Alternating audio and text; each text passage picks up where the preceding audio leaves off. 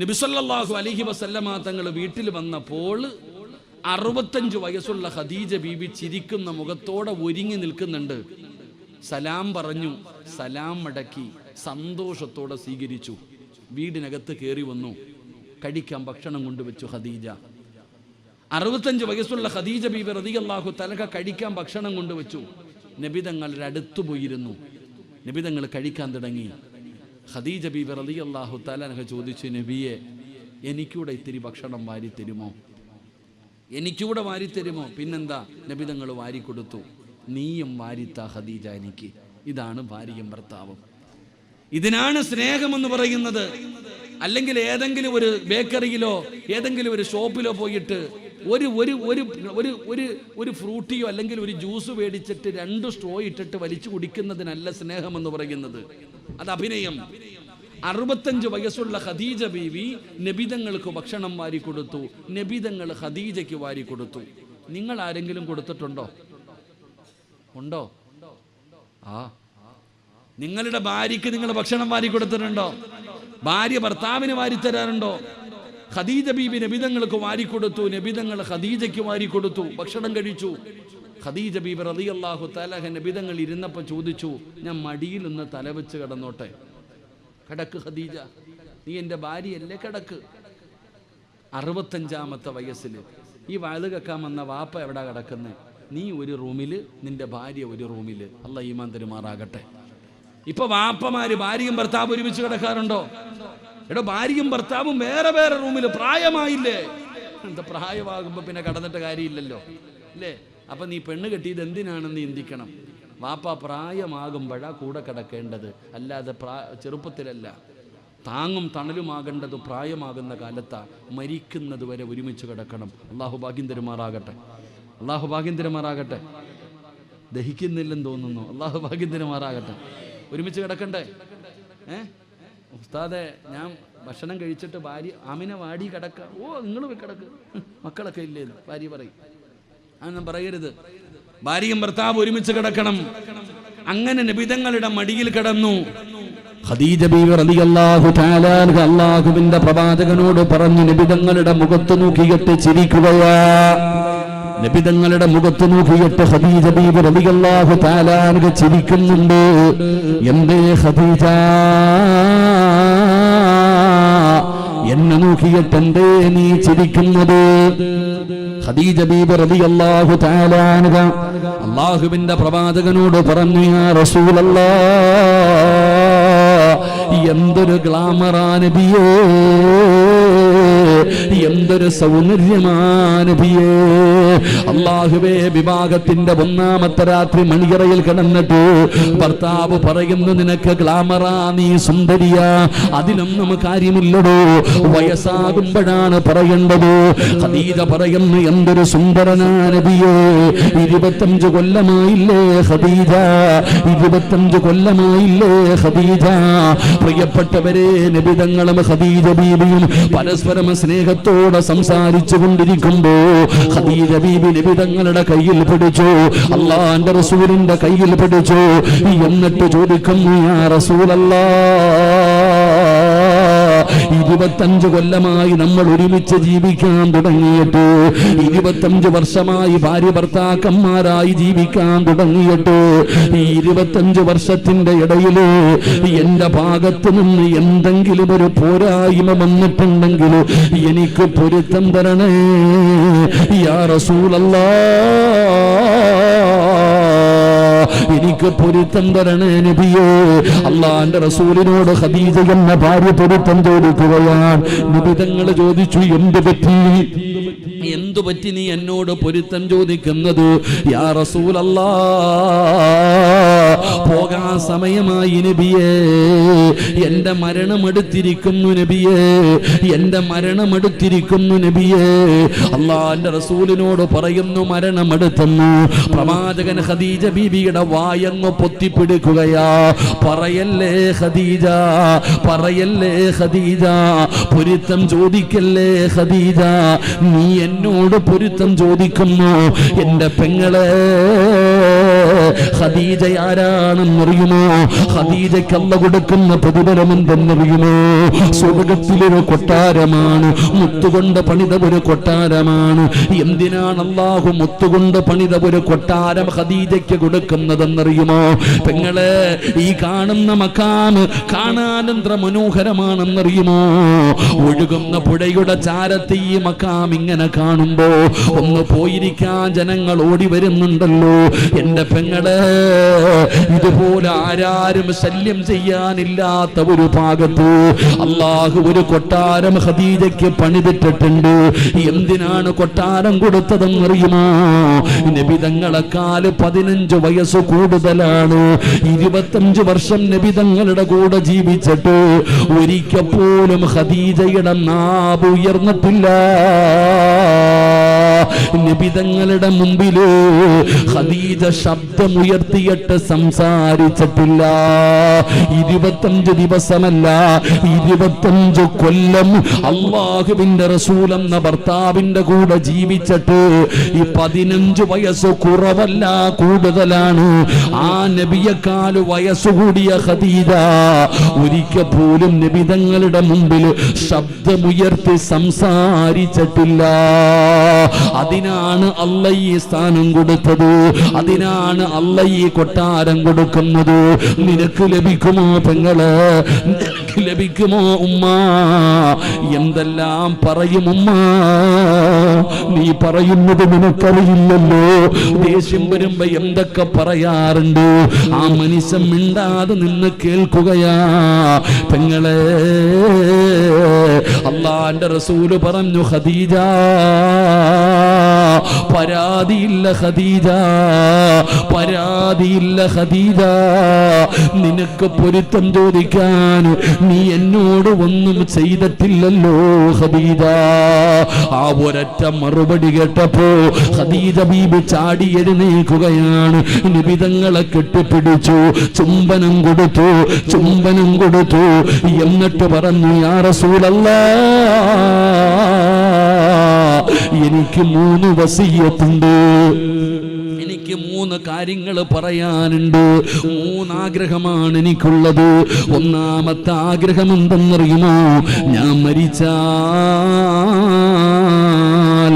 നിങ്ങൾ വേണം എന്റെ മയ്യത്ത് കുളിപ്പിക്കാൻ. വേറെ ഒരാളും എന്നെ കുളിപ്പിക്കരുത്. ഒരു പെണ്ണും എന്റെ ശരീരം കാണരുത്. ഒരു പെണ്ണു പോലും എന്റെ ശരീരം കാണുന്നത് എനിക്കിഷ്ടമല്ല നബിയേ. നിങ്ങൾ കണ്ട ശരീരമാണ്, നിങ്ങൾ കണ്ട ശരീരമാണ്. ഇത് വേറെ ഒരാളും കാണുന്നത് എനിക്കിഷ്ടമല്ല. അതുകൊണ്ട് നിങ്ങൾ വേണം കുളിപ്പിക്കാൻ. വേണം എന്റെ ജനാസ കുളിപ്പിക്കാൻ. കുളിപ്പിക്കുമോ നബിയെ? കൊച്ചുകുട്ടികൾ ചോദിക്കുന്നത് പോലെ ഖദീജ തന്റെ ഭർത്താവിന്റെ കൈ പിടിച്ചുകൊണ്ട് ചോദിക്കുകയാണ്, ചുംബനം കൊടുത്തിട്ട് ചോദിക്കുകയാണ്, എന്റെ മയ്യത്ത് കുളിപ്പിക്കുമോ നബിയെ? റസൂലുള്ള സമ്മതിക്കുകയാണ്. രണ്ടാമത്തെ ആഗ്രഹം എന്തെന്നറിയുമോ? യാ റസൂലല്ലാഹ്, കഫം പൊതിയ സമയമാകുമ്പോ, മയ്യത്ത് പൊതിയ സമയമാകുമ്പോ അങ്ങയുടെ ചുമലിൽ കിടക്കുന്ന ഷാളുണ്ടല്ലോ, അങ്ങെപ്പോഴും ധരിക്കുന്ന ഷാളുണ്ടല്ലോ, അതെനിക്ക് വേണം നബിയേ. എന്റെ കഫം തുണിക്കകത്ത് വെക്കണേ നബിയേ. എന്തിനാണെന്നറിയുമോ? ഖിയാമത്ത് നാൾ വരെ എനിക്ക് ഖബറിനകത്ത് കടക്കണം നബിയേ. നിങ്ങളില്ലെങ്കിൽ എനിക്ക് ഉറക്കം വരൂല. നിങ്ങളുടെ സുഗന്ധമില്ലെങ്കിൽ എനിക്ക് ഉറങ്ങാൻ പറ്റൂല. ഇതാണടോ പ്രണയമെന്ന് പറയുന്നത്. ഇതിനാണ് സ്നേഹമെന്ന് പറയുന്നത്. എന്റെ ഭർത്താവിന്റെ സുഖമില്ലാതെ എന്റെ ഭർത്താവിന്റെ സുഗന്ധമെങ്കിലും എനിക്ക് വേണം നബിയേ. അതുകൊണ്ട് അങ്ങയുടെ ചുമലിൽ കിടക്കുന്ന ഈ ഷാള് എന്റെ കഫം തുണിക്കകത്ത് വെക്കണേ യാ റസൂലല്ലാഹ്. നിബിതങ്ങൾ സമ്മതിക്കുകയാ. മൂന്നാമത്തെ ആഗ്രഹം എന്റെ ഖബറിനകത്ത് ഇറങ്ങണം നബിയേ. നിങ്ങൾ വേണം എന്റെ ഖബറിനകത്ത് ഇറങ്ങാൻ. നിങ്ങളുടെ കൈകൊണ്ട് വേണം എന്റെ ജനാസ ഇറക്കി വെക്കാൻ. നിങ്ങൾ വേണം എന്റെ മയ്യത്ത് ഇറക്കി വെക്കാൻ. നിങ്ങളുടെ കൈകൊണ്ട് വേണം മണ്ണ് വാരി വെക്കാൻ. നിങ്ങളുടെ കൈകൊണ്ട് വേണം എനിക്ക് മണ്ണ് വാരി വെക്കാൻ. ഖദീജ ബീബി റളിയല്ലാഹു തആല അൻഹാ അല്ലാഹുവിന്റെ റസൂലിനോട് പറയുകയാണ്, ലോകത്തോട് വിട പറയുകയാണ്. പെങ്ങളെ, മയ്യത്ത് കുളിപ്പിച്ചത് നബിതങ്ങളാ. ലോകത്ത് ഒരു പെണ്ണിനും കിട്ടാത്ത ഭാഗ്യമാണ്. ഖദീജ ബീബിയുടെ ജനാസ കുളിപ്പിച്ചത് ഭർത്താവായ നബിതങ്ങളായിരുന്നു. പടച്ചവനെ, ജനാസ പുതിയ സമയമാകുമ്പോ ചുമലിൽ കിടന്ന ഷാളെടുത്തിട്ട് നബിതങ്ങൾ ചുംബിക്കുകയാ. ഖദീജ ബീബിയുടെ കഫം തുണിക്കകത്ത് ഷാള് വെക്കുകയാണ്. ഖബറിനകത്തിറങ്ങി ജനാസ താങ്ങി ഖബറിലേക്ക് ഇറക്കി വെച്ചു. എന്നിട്ട് ഒരു പിടി മണ്ണ് വാരി, മിൻഹാ ഖലഖനാകും വഫീഹാ നുഈദുകും വമിൻഹാ നുഖ്രിജുകും താറത്തൻ ഉഖ്റാ. നിബിതങ്ങളും മണ്ണ് വാരി വെക്കുമ്പോ ഖദീജയുടെ കഫം തുണി നനയുകയാ. നിബിതങ്ങള് കരയുകയാണ്. ഖദീജ ബീബിയുടെ ജനാസ ഖബറടക്കി. 63-ാമത്തെ വയസ്സ് വരെ നിബിതങ്ങൾ ജീവിച്ചു. വേറെ വിവാഹം കഴിച്ചു. പക്ഷേ ഖദീജാനെ മറന്നില്ല. വേറെ വിവാഹം നബിതങ്ങൾ കഴിച്ചു. ഖദീജയെ മറന്നില്ല. ആരെങ്കിലും നല്ല ഭക്ഷണം കൊണ്ടുവന്നു കൊടുത്താൽ ഖദീജയുടെ കൂട്ടുകാരികൾക്ക് കൊടുത്തുവിടുമായിരുന്നു. തൻ്റെ മരിച്ചുപോയ ഭാര്യയുടെ കൂട്ടുകാരികൾക്ക് ആ ഭക്ഷണം കൊടുത്തുവിടും. എന്തു പറഞ്ഞാലും മറ്റുള്ളവരോട് പറയും, എൻ്റെ ഖദീജ അങ്ങനെ ചെയ്യും, എൻ്റെ ഖദീജ ഇങ്ങനെ ചെയ്യും, എൻ്റെ ഖദീജ നല്ലവളായിരുന്നു. എല്ലാവരോടും പറയും. വേറെ ഭാര്യമാരോടും പറയും, നിന്നെ പോലെയൊന്നുമല്ല ഖദീജ, എൻ്റെ ഖദീജ അങ്ങനെ, എൻ്റെ ഖദീജ ഇങ്ങനെ പറയുന്നത് കേട്ടപ്പോൾ ഒരിക്കൽ ആയിഷ ബീവിക്ക് ദേഷ്യം വന്നു. പെണ്ണല്ലേ, പെട്ടെന്ന് ദേഷ്യം വന്നു. എപ്പോൾ നോക്കിയാലും ഖദീജ ഖദീജ ഖദീജ. ഈ കിളവി മാത്രമേ ഉള്ളൂ എന്താ ഇത്ര സ്നേഹമെന്ന്? ഈ കിളവിയോട് മാത്രം ഇത്ര സ്നേഹം എന്താ? വേറെ ഭാര്യമാരൊന്നും ഇല്ലേ? ഖദീജ ബീവി ഒരൊറ്റ ചോദ്യം, ആയിഷ ബീവി ഒരൊറ്റ ചോദ്യം ചോദിച്ചു. അള്ളാഹുവിൻ്റെ റസൂല് കരഞ്ഞു. വാപ്പ നബിതങ്ങളുടെ കണ്ണ് നിറഞ്ഞു. എന്തിനെന്നറിയോ? തൻ്റെ ഖദീജാനെ കിളവി എന്ന് വിളിച്ചത് നബിതങ്ങൾക്ക് ഇഷ്ടപ്പെട്ടില്ല. നബിതങ്ങൾ കരഞ്ഞു. തൻ്റെ ഭാര്യയെ കിളവി എന്ന് വിളിച്ചത് ഇഷ്ടപ്പെട്ടില്ല. അള്ളാഹുവിൻ്റെ റസൂൽ അപ്പോഴും പറഞ്ഞു, നീ ഒന്നും എൻ്റെ ഖദീജയെ പോലെ ആകില്ല എന്ന് നബിയന റസൂലുള്ളാഹി സ്വല്ലല്ലാഹു അലൈഹി വസല്ലം. അതുകൊണ്ട് ഞാൻ പറയുന്നു, ഞാൻ നിർത്തുകയാ, സ്നേഹിക്കടോ. ഭാര്യയും ഭർത്താവും സ്നേഹിച്ച് പരസ്പരം അങ്ങോട്ടും ഇങ്ങോട്ടും തെറ്റുകൾ തിരുത്തി കൊടുത്ത് അഭിനയങ്ങളൊക്കെ നിർത്തിയിട്ട് എപ്പോഴാ മരണം വരുന്നതെന്നറിയില്ല. ഒന്ന് പൊരുത്തം ചോദിക്കാൻ പോലും, ഒന്ന് യാത്ര പറയാൻ പോലും സമയം കിട്ടൂല. അതുകൊണ്ട് സന്തോഷത്തോടെ ജീവിക്ക്. നാളെ അള്ളാഹുവിൻ്റെ സ്വർഗത്തിൽ കുടുംബസമേതം ഒരുമിച്ച് കൂടുന്ന വിഭാഗത്തിൽ അള്ളാഹു നമ്മളെ ഉൾപ്പെടുത്തി അനുഗ്രഹിക്കുമാറാകട്ടെ. എൻ്റെ പ്രിയപ്പെട്ട സഹോദരങ്ങളെ, ഞാൻ നിങ്ങൾക്കൊരു ദിക്റ് പറഞ്ഞു തരാം. ഈ പറയുന്ന ദിക്റ് നബി സല്ലല്ലാഹു അലൈഹി വസല്ലമ തങ്ങൾ പറയുന്നു, ഏതെങ്കിലും ഒരു മനുഷ്യൻ പ്രഭാതത്തിൽ 3 പ്രാവശ്യം ഈ ദിക്റ് ചൊല്ലിയാൽ 70 തരം പരീക്ഷണങ്ങളിൽ നിന്ന് അള്ളാഹു അവനെ രക്ഷപ്പെടുത്തുമെന്ന് നബിയുനാ റസൂലുള്ളാഹി. റസൂലുള്ളാഹി ഈ പറയുന്ന ഒരു ദിക്റ് നിങ്ങൾ ആരെങ്കിലും സുബഹി നമസ്കാരം കഴിഞ്ഞിട്ട് 3 പ്രാവശ്യം പറഞ്ഞാൽ 70 തരം പരീക്ഷണങ്ങളിൽ നിന്ന് അള്ളാഹു അവനെ രക്ഷപ്പെടുത്തുമെന്ന് നബിയുനാ റസൂലുള്ളാഹി സ്വല്ലല്ലാഹു അലൈഹി വസല്ലം. അതിലെ ഏറ്റവും ചെറുത് ടെൻഷനാ. 70ഓളം അൽഹംദുലില്ലാഹ് എൻ്റെ പ്രിയപ്പെട്ടവരെ 70 തരം പ്രയാസങ്ങൾ അള്ളാഹു മാറ്റിത്തരും. 3 വട്ടം പറഞ്ഞാൽ മതി ഈ ദിക്റ്. അള്ളാഹു പറയാൻ ഭാഗ്യം തരുമാറാകട്ടെ. ഇൻഷാ അല്ലാഹ് ചെയ്യുവോ? പോരാ, നല്ല മനസ്സുണ്ടെങ്കിൽ മാത്രമേ ഞാൻ പറഞ്ഞു തരത്തുള്ളൂ. അതുകൊണ്ടാ പറഞ്ഞോ. എന്റെ പ്രിയപ്പെട്ട സഹോദരങ്ങൾ, അല്ലാഹു നമുക്ക് ഈമാൻ നൽകുമാറാകട്ടെ. ദിക്റ് പറയാ നമുക്ക് വല്ലാത്ത മടിയാണ്. ദിക്റുകൾ പറയാ നമുക്ക് വല്ലാത്ത മടിയാ. അല്ലാഹുവിന്റെ പ്രവാചകൻ സല്ലല്ലാഹു അലൈഹി വസല്ലമ തങ്ങൾ അവിടെ നിന്ന് പറഞ്ഞു തരികയാണ്, ഈ ദിക്റുകൾ നിങ്ങൾക്ക് പറയാൻ കഴിയുമോ? ഈ ദിക്റുകൾ പറഞ്ഞാൽ അല്ലാഹുവേ 70 തരം പ്രയാസങ്ങൾ ഒറ്റ ദിവസം, ഒരു ദിവസത്തിൽ തന്നെ നിനക്ക് വരാനിരിക്കുന്ന 70 പ്രയാസങ്ങൾ അല്ലാഹു തട്ടിമാറ്റുകയാണ്. അപകടങ്ങൾ തട്ടിമാറ്റുകയാണ്, ദുരന്തങ്ങൾ തട്ടിമാറ്റുകയാണ്. നിന്റെ ജീവിതത്തിൽ കടന്നു വരാനിരിക്കുന്ന 70 പ്രയാസങ്ങള് ഒരു ദിക്ർ 3 പ്രാവശ്യം പറഞ്ഞാൽ അല്ലാഹു തട്ടിമാറ്റുമെന്ന് നബി മുഹമ്മദ് മുസ്തഫ സല്ലല്ലാഹു അലൈഹി വസല്ലമ തങ്ങൾ പറയുമ്പോ, അല്ലാഹുവേ ഈ ദിക്ർ പറയാ ഭാഗ്യം നൽകണേ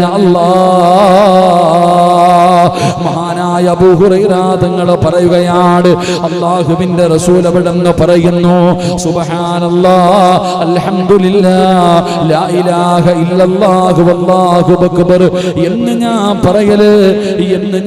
പറയലാണ്. ഏതിനല്ലാന്റെ റസൂൽ അവിടെന്ന് പറയുന്നു, സൂര്യൻ ഉദിക്കുമോളം അതിനേക്കാൾ ദുനിയാവിലും അതിലുള്ള സർവ്വ വസ്തുവിനേക്കാൾ റസൂലുള്ളാഹി തങ്ങൾക്ക് ഇഷ്ടമുള്ള ഒരു ദിക്ർ പറയാ, സുബ്ഹാനല്ലാഹ് അൽഹംദുലില്ലാഹ് ലാ ഇലാഹ ഇല്ലല്ലാഹു വല്ലാഹു അക്ബർ. ഈ ദിക്ർ പ്രവാചകൻ പറയുമായിരുന്നു. ഈ ദിക്ർ പ്രവാചകൻ പറയുമായിരുന്നു. ഈ ദിക്ർ പറയുന്നതിനെ കുറിച്ച് അബൂ ഹുറൈറ തങ്ങൾ പറയുകയാണ്, ഈ പ്രപഞ്ചത്തിലെ സർവ്വ സാധനങ്ങളും ഈ പ്രപഞ്ചത്തിലെ സർവ്വ ചരാചരങ്ങളും എനിക്ക് ലഭിക്കുന്നതിനേക്കാളും ഇഷ്ടം ഈ ദിക്ർ പറയലാണെന്ന് നബി മുഹമ്മദ് മുസ്തഫ സല്ലല്ലാഹു അലൈഹി വസല്ലമ തങ്ങൾ പറയുമ്പോ, എന്റെ പ്രിയപ്പെട്ടവരെ, ദിക്ർ പറയാൻ നമ്മളിൽ പലർക്കും മടിയാ, പലരെ പ്രയാസമാണല്ലോ. എങ്കിൽ എന്റെ പ്രിയപ്പെട്ടവരെ, മഹാനായ അബൂ ഹാമിദുൽ ഗസ്സാലി മഹാനവറുകൾ പറയുകയാണ്, ഞാനൊരു ദിക്ർ പറഞ്ഞു തരാം, ഇൻഷാ അല്ലാഹ് പറയൂലേ? നാളെ രാവിലെ സുബഹി കഴിഞ്ഞ് 3 പ്രാവശ്യം പറ. നാളെ രാവിലെ മുതൽ വൈകുന്നേരം വരെ 70 പ്രയാസങ്ങൾ അല്ലാഹു നിനക്ക് തട്ടിമാറ്റി സംരക്ഷണം തരും. അല്ലാഹു ഈമാൻ നൽകുമാറാകട്ടെ. റസൂലുള്ളാഹി സ്വല്ലല്ലാഹു അലൈഹി വസല്ലമ തങ്ങൾ സുബ്ഹാനല്ലാഹ് അൽഹംദുലില്ലാഹ് വലാ ഇലാഹ ഇല്ലല്ലാഹു വല്ലാഹു അക്ബർ ഈ ദിക്ർ പറയുന്നത് ഈ പ്രപഞ്ചത്തിലെ സർവ്വ ചരാചരങ്ങളും എനിക്ക് ലഭിക്കുന്നതിനേക്കാളും എനിക്ക് ഇഷ്ടം അതാണെന്ന് നബിയുനാ റസൂലുള്ളാഹി. അതാ ദിക്ർ പറയാൻ നമുക്ക് മടിയ, ദിക്ർ പറയാൻ നമ്മളിൽ പലർക്കും മടിയ. എന്റെ പ്രിയപ്പെട്ട സഹോദരങ്ങളെ, മഹാനായ അലി റളിയല്ലാഹു തആല അൻഹു ഒരിക്കലൊരു ഖബറിന്റെ അരികിലൂടെ ഇങ്ങനെ നടന്നു പോകുമ്പോ അവിടെ നിന്ന് ചോദിച്ചു, ആ ഖബറാളികളോട് ചോദിക്കുകയാ, എന്തേ നിങ്ങൾക്ക് പറ്റിയത്? എന്തേ? നമുക്ക് ദിക്റുകളൊക്കെ പറയാൻ വലിയ പ്രയാസം, വലിയ മടിയാണ്. എങ്കിലും നമുക്ക് അതിലൂടെ കിട്ടുന്ന പ്രതിഫലത്തെ കുറിച്ച് നാം ചിന്തിക്കാറില്ല. നമുക്ക് അല്ലാഹു തരുന്ന പ്രതിഫലത്തെ കുറിച്ച് ഞാനോ നിങ്ങളോ ചിന്തിക്കാറില്ല. മഹാനായ ഉമർ ഇബ്നു അബ്ദുൽ അസീസ് റളിയല്ലാഹു തആല അൻഹു ഇസ്ലാമിന്റെ 5ാമത്തെ ഖലീഫയാണ്. ഉമർ ഇബ്നു അബ്ദുൽ അസീസ് റളിയല്ലാഹു തആല അൻഹുവിന്റെ ചരിത്രം വായിച്ചാൽ കണ്ണ് നിറയാതെ ഒരാൾക്ക് പോലും അത് വായിച്ചു തീർക്കാൻ കഴിയില്ല. ഉമർ ഇബ്നു അബ്ദുൽ അസീസ് റളിയല്ലാഹു തആല അൻഹു തന്റെ മരണമടുത്തിരിക്കുകയാണ്. ഉമർ ഇബ്നു അബ്ദുൽ അസീസ് ചെന്ന് കുളിക്കുകയാ, മരണത്തിന് വേണ്ടി നല്ലതുപോലെ ഒരുങ്ങുകയാണ്. എന്നിട്ട് വീടിന്റെ റൂമിനകത്ത് കിടക്കുമ്പോ തന്റെ പ്രിയപ്പെട്ട ഭാര്യ വിളിക്കുകയാ. തന്റെ പ്രിയപ്പെട്ട ഭാര്യ ഫാത്തിമാനെ വിളിക്കുകയാണ്. തന്റെ ഭാര്യയോട് പറഞ്ഞു, പെണ്ണേ, എന്റെ മരണമടുത്തിരിക്കുകയാ. പൊരുത്തം ചോദിക്കുകയാ, യാത്ര പറയുകയാ, ഉപദേശങ്ങൾ കൊടുക്കുകയാ. എല്ലാം പറഞ്ഞു കഴിഞ്ഞപ്പോ ഉമർ ഇബ്നു അബ്ദുൽ അസീസ് പറഞ്ഞു, ഫാത്തിമ, റൂമിന്റെ പുറത്തിറങ്ങിയിട്ട് വാതിലടയ്ക്ക്. നീ റൂമിന്റെ പുറത്തിറങ്ങിയിട്ട് വാതിലടയ്ക്ക്. ഫാത്തിമ എന്ന് പറയുന്ന ഭാര്യ ചോദിക്കുന്നു, ഞാൻ ഈ സമയത്തല്ലേ നിങ്ങളുടെ കൂടെ നിൽക്കേണ്ടത്? നിങ്ങൾ മരിക്കാൻ പോവുകയാണ്. ഈ അവസാന സമയം ഞാനല്ലേ നിങ്ങളുടെ കൂടെ നിൽക്കേണ്ടത്? എന്തിനാണ് എന്നെ പുറത്തു പോകാൻ പറയുന്നത്? ആ സമയത്ത് ഉമർ ഇബ്നു അബ്ദുൽ അസീസ് പറഞ്ഞു, ഫാത്തിമ, ഇന്നി അറാ അവിടെന്ന് പറഞ്ഞു, ഫാത്തിമ, മനുഷ്യനും ജിന്നുകളുമല്ലാത്ത ഒരു വിഭാഗം വരുന്നു ഫാത്തിമ, എന്റെ അതിഥികൾ വരുന്നു ഫാത്തിമ, എന്റെ അതിഥികൾ വരുന്നു ഫാത്തിമ. അതുകൊണ്ട് നീ റൂമിന്റെ വാതിലടച്ച് പുറത്തിറങ്ങ്. ഉമർ ഇബ്നു അബ്ദുൽ അസീസ് തങ്ങളുടെ ഭാര്യ ഫാത്തിമ മനസ്സില്ല മനസ്സോട് ഭർത്താവ് പറഞ്ഞതാണല്ലോ, വാതിലടച്ച് പുറത്തിറങ്ങുകയാണ്, വാതിലടച്ച് പുറത്തിറങ്ങുകയാണ്. ഭർത്താവിന്റെ റൂമിനകത്ത് അനക്കമില്ലടോ, ഒളിഞ്ഞു നോക്കുകയാണ്. ആരാണ് ഭർത്താവിനെ കാണാൻ വരുന്നത്? ഭർത്താവ് എന്താണ് പറയുന്നത്? അവിടെ നിന്ന് ഒളിഞ്ഞു നോക്കുമ്പോ ഉമർ ഇബ്നു അബ്ദുൽ അസീസ് പറഞ്ഞത് എന്തെന്നറിയുമോ? അസ്സലാമു അലൈക യാ അസ്റായീൽ. ഫാത്തിമ നോക്കുമ്പോ തന്റെ ഭർത്താവ് സലാം പറയുകയാണ്. ആരോടാ? ഭാര്യയോടല്ല, മക്കളോടല്ല, കൂടപ്പറപ്പുകളോടല്ല, കുടുംബക്കാരോടല്ല, നാട്ടുകാരോടല്ല. അസ്സലാമു അലൈക യാ അസ്റായീൽ. അസ്റായീലിനോട് സലാം പറയുകയാ. ഭാര്യ അത്ഭുതത്തോടെ നോക്കുകയാണ്. ഖുർആനിലെ ഒരായത്ത് ഓതുകയാണ്. അല്ലാഹുവിന്റെ വിശുദ്ധമായ ഖുർആൻ മരിക്കുന്ന സമയത്ത് ഓതിയ ആയത്ത് ഏതെന്നറിയുമോ?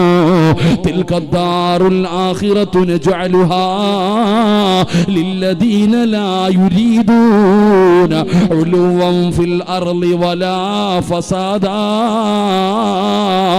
വൽ ആഖിബതു ലിൽ മുത്തഖീൻ. ഉമർ ഇബ്നു അബ്ദുൽ അസീസ് തങ്ങൾ പറയുകയാ, ഖുർആനിലെ ആയത്ത് ഓതുകയാ, വൽ ആഖിബതു ലിൽ മുത്തഖീൻ. മുത്തഖീങ്ങൾക്കാണ് നല്ല മരണമുള്ളത്, മുത്തഖീങ്ങൾക്കാണ് നല്ല മരണമുള്ളത്.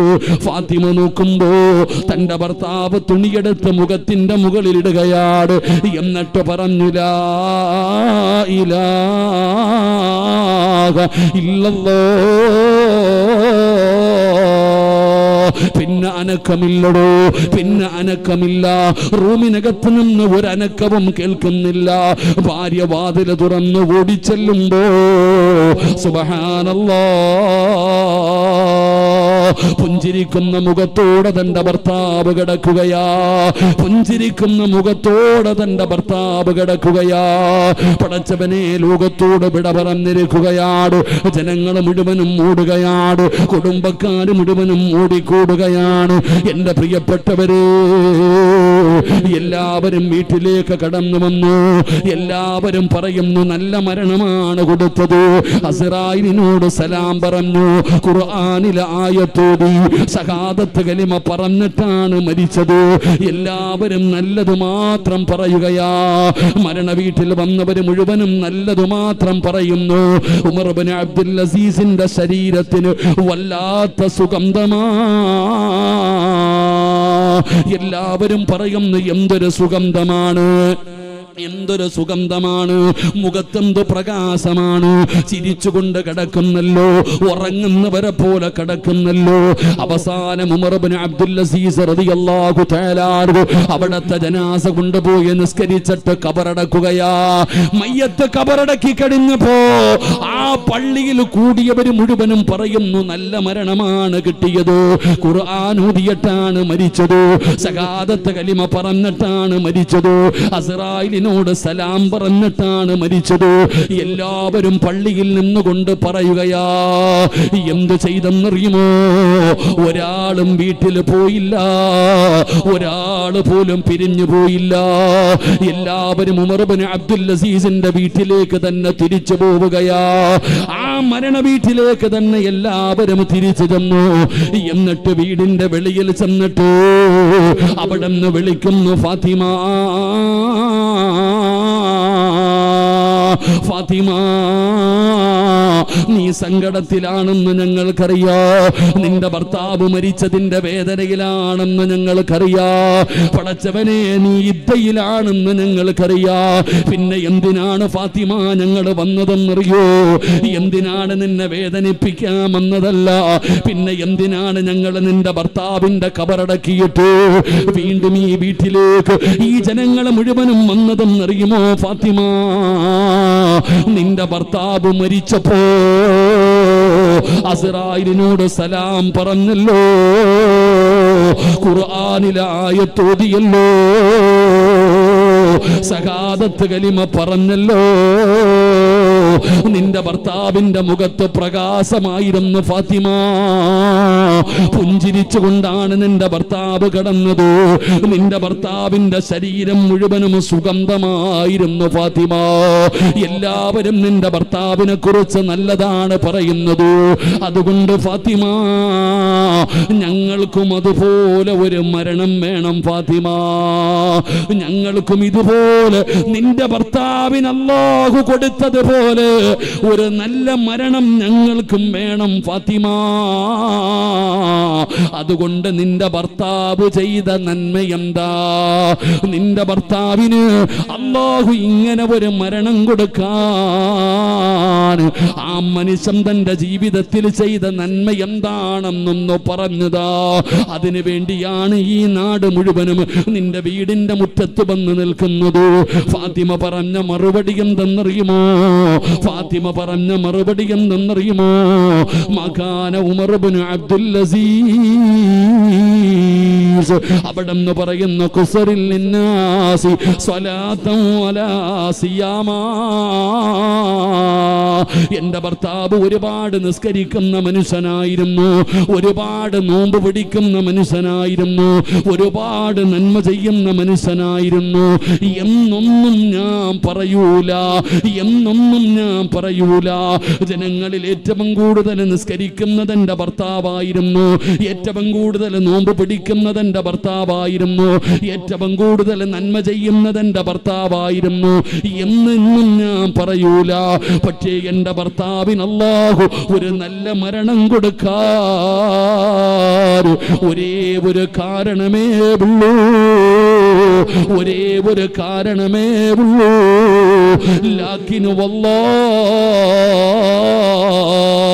ലാകിൻ വല്ലാഹി മാ റഅയ്തു അഹദൻ അഖ്വഫ ലില്ലാഹ്. ഒരു ഭർത്താവിന്റെ ജനാസ ഖബറടക്കിയിട്ട് വീട്ടിൽ വന്നിട്ട് ജനങ്ങൾ ഭർത്താവിനെ കുറിച്ച് ചോദിക്കുമ്പോ ഒരു ഭാര്യ പറഞ്ഞ മറുപടിയാണ്, ലാകിൻ വല്ലാഹി, അല്ലാഹുവിനെ കൊണ്ട് തന്നെയാണ് സത്യം, ഈ പ്രപഞ്ചത്തിന്റെ അധിപനായ പടച്ച റബ്ബിനെ കൊണ്ട് തന്നെയാണ് സത്യം, മാ റഅയ്തു അഹദൻ അഖ്വഫ ലില്ലാഹ്. എന്റെ ജീവിതത്തിൽ ഇന്ന് വരെ ഞാൻ കണ്ടിട്ടില്ല, എന്റെ ജീവിതത്തിൽ ഇന്ന് വരെ ഞാൻ കണ്ടിട്ടില്ല എന്റെ ഭർത്താവിനേക്കാൾ അല്ലാഹുവിനെ പേടിയുള്ള ഒരു മനുഷ്യരോ